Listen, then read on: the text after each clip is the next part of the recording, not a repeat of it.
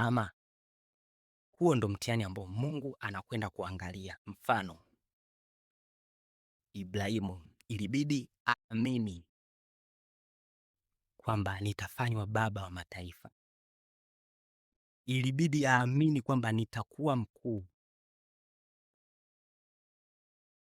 baada ya kutoka katika nyumba ya baba yangu ya kuabudu miungu.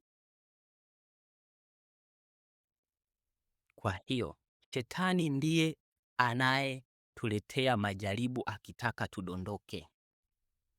Lakini Mungu, neno la Mungu linasema Mungu hamjaribu mtu.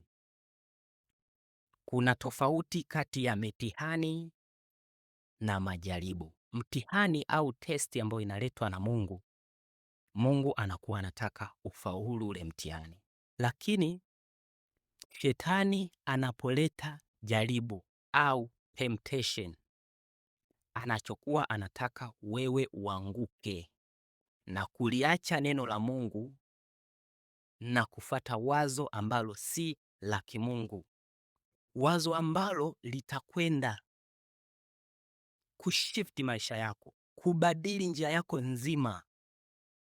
Mtazamo wako wa kimawazo unakwenda kubadilika na unahamia njia nyingine ambayo Mungu hakutaka ufate hiyo njia, au unahamia kwenye njia ya kutokuamini neno lililosemwa juu yako katika maisha yako.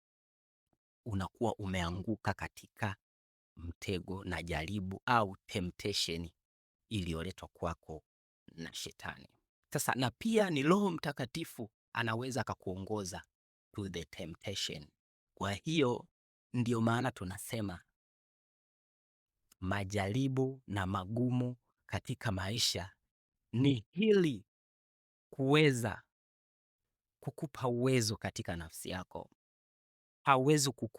Hauwezi kuzuka na kuwa mkuu bila kupitia magumu. Hakuna mkuu aliyekuwa mkuu kwa bahati nasibu bila kuwa na uwezo. The great one is the one who save others. Ni kama Yesu. Yesu alikuja kutumika. Kwa hiyo ukitaka kuwa mkuu, kubali kutumika. Amen.